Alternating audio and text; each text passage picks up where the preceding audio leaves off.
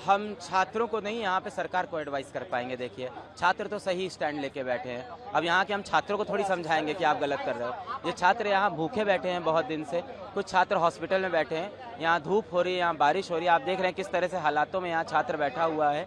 और ये छात्र जब अपने हक की आवाज़ उठाता है तो झारखंड सरकार उसके ऊपर लाठीचार्ज कर देती है, रात के अंधेरे में लाठीचार्ज करती है, इनके ऊपर टीयर गैस फेंकती है, वाटर कैनन चलाती है, छोटे छोटे बच्चों के ऊपर ऐसा करते हैं। ये बच्चे ही झारखंड का भविष्य हैं। रिस्पेक्टेड शिबू सोरेन ने इन्हीं का फ्यूचर सोचा था, झारखंड इन्हीं से बनना था। आज इन्हीं बच्चों को इग्नोर कैसे कर सकते हैं हम लोग? 3-3 साल से, 5-5 साल से, 6-6 साल से ये सरकारी एग्जाम की तैयारी करते हैं कि हम एग्जाम देंगे और फेयर एग्जाम होगा और रिजल्ट आएगा। पर रिजल्ट की जगह क्या आती हैं? खबरें आती हैं, पेपर लीक हो गया, माफिया बैठे थे, पेपर बिक गया, 400 लोग एक परिवार के सेलेक्ट हो गए, कोई टॉपर कहीं से आ गया। हर बार यही खबरें आ रही है। क्यों नहीं इसकी सीबीआई इंक्वायरी होती? ये बच्चे क्या डिमांड कर रहे हैं? कोई इस्तीफा तो डिमांड कर नहीं रहे हैं। ये बच्चे यही डिमांड कर रहे हैं कि हम सब जानते हैं यहाँ पे एक चोरी हुई है, यहाँ पे कुछ गलतियाँ हुई है, उनकी जांच हो जाए। जांच के लिए कह रहे हैं सीबीआई इंक्वायरी करा दो। सीबीआई इसलिए कह रहे हैं कि एक इंडिपेंडेंट इंक्वायरी होगी, इनको लग रहा है स्टेट की ना हो, एक नेशनल हो। ये कह रहे हैं सीबीआई ना हो तो एक इंडिपेंडेंट टीम बन जाए जिसके अंदर हाई कोर्ट के रिटायर्ड जजेस हो, भाई कम से कम एक इंडिपेंडेंट इंक्वायरी हो, जो लोग पकड़े जाएं उनको सजा दी जाए। और मेरी माने तो सजा तो फांसी की होनी चाहिए। इन बच्चों का आप पूरा का पूरा जिंदगी खराब करते हो। इस प्रोटेस्ट में ऐसे बहुत से बच्चे होंगे जिनकी एज लिमिट खत्म हो जाएगी। अब वो जीवन में ना जेएसएससी दे पाएंगे, ना जेपीएससी का एग्जाम दे पाएंगे। 5-5 साल उन्होंने इस एग्जाम को दिया, इसके बाद क्या भविष्य होगा?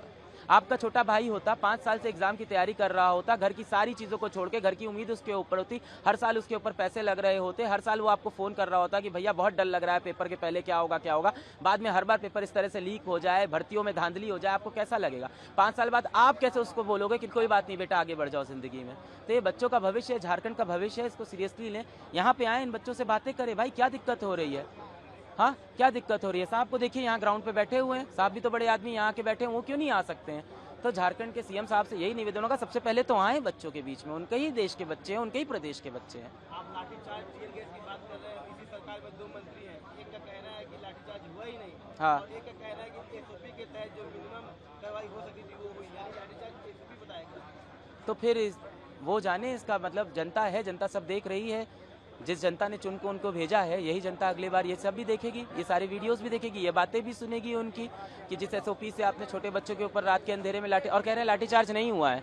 तो वो जो वीडियो टहल रहे हैं वो कहाँ के हैं? एआई से बने हुए हैं, या 100 साल पुराने वीडियो हम लोग देख रहे हैं, या झारखंड के नहीं नेपाल के वीडियो हैं जो हम लोग देख रहे हैं रात के 11 बजे के। तो ये सब देखिए, अब झूठ बोल के कोई फ़ायदा नहीं होगा। अच्छाई इसी बात में है कि एक्सेप्ट कर लें कि ये बच्चे झारखंड के हैं। हर कोई साथ में जोहार झारखंड बोलता है, दिल से बोलता है। इन बच्चों के अंदर बहुत फीलिंग है झारखंड को लेके, और मुझे लगता है यहाँ के सीएम साहब के अंदर भी है, उस फैमिली के अंदर भी है। तो मुझे लगता है उनके अंदर भी वो फीलिंग है। उस भाव को वापस जगाएं, वापस बच्चों के बीच में आएँ, बातें करें और सॉल्व करें। इतना बड़ा मुद्दा नहीं है, यहाँ कोई रेजिग्नेशन की मांग नहीं है कि आप नहीं कर सकते। इससे पहले कि बच्चे और गुस्सा हो जाए, कुछ बच्चे यहाँ भूख हड़ताल में हैं, किसी बच्चे के साथ भगवान ना करे कुछ हो जाए, इससे पहले आ जाइए और उस मुद्दे को संभाल लीजिए। सरकार तो कह रही है कि सीबीआई की जरूरत नहीं है, सीआईडी जांच हो रही है, जो बहुत अच्छे इफेक्टिव तरीके से हो रही है। बच्चे तो यहाँ नहीं मान रहे, बच्चे तो यहाँ पे सीआईडी की पहली रिपोर्ट जो दिखा रहे हैं उसके अंदर बहुत सारी धांधलियाँ उनको दिख रही है। बच्चे कह रहे हैं सीआईडी जांच होगी तो बात दब जाएगी। तो बात यहाँ ये नहीं कि मैं क्या चाहता हूँ, हम तो क्या है भाई, इन बच्चों की ही आवाज़ है। ये बच्चे यहाँ क्या चाहते हैं? बच्चे चाहते हैं सीबीआई की जांच हो। सरकार वहाँ बैठ के बात करना बंद कर दे, मुझे लगता है सबसे पहले यहाँ आ जाए, बातें आसान हो जाएगी। बच्चों पर एफआईआर भी काफी हुआ है, और बिल्कुल नहीं होनी चाहिए। पुलिस का कहना है कि जो एफआईआर हुआ है वो ये प्रोटेस्टिंग स्टूडेंट्स हैं उन पर नहीं हुआ है, but they were the anti social element जो कि बच्चों के प्रोटेस्ट का फायदा उठाकर माहौल खराब करते हैं, उन पर हुआ है। देखिए, जब भी इस तरह के प्रोटेस्ट होते हैं तो डेफिनेटली कुछ ना कुछ सोशल एलिमेंट्स आ जाते हैं, एंटी सोशल एलिमेंट्स। पर मेरा हमेशा यही अपील होता है कि यहाँ पे बहुत ही मासूम बच्चे हैं, देश का भविष्य, आम घरों से आते थे, बेचारे पढ़ाई करते थे, पहली बार इस तरह के माहौल में आए हैं, उनके खिलाफ ये सब ना करें भाई। आपके देश में उनको किसी भी तरह से मतलब अनकंडीशनल वो सारी एफआईआर हटा लेनी चाहिए। छोटे छोटे बच्चे हैं, देख रहे हैं कितने छोटे छोटे बच्चे यहाँ पे खड़े हैं, खाना नहीं मिल रहा है, यहाँ पे बारिश हो रही है, कितनी दिक्कतें हैं यहाँ पे। अब इनके खिलाफ एफआईआर करेंगे, शोभा देगा आपको। आप पावरफुल है ना। देखिए, जब भी एक पावरफुल आदमी एक दबे कुचले आदमी को दबाता है तो शोभा नहीं देता है। हमेशा कहा जाता है पंचअप करिए, तो सरकार पंचअप करे भाई। अगर सरकार को लड़ना है तो और बड़ी ताकत से लड़े, केंद्र सरकार से अपने हक के लिए लड़े। इन बच्चों से थोड़ी लड़ना है, ये तो उनके प्रदेश के बच्चे हैं, तो कभी भी पंच डाउन नहीं करना चाहिए, शोभा नहीं देता इतनी बड़ी सरकार को।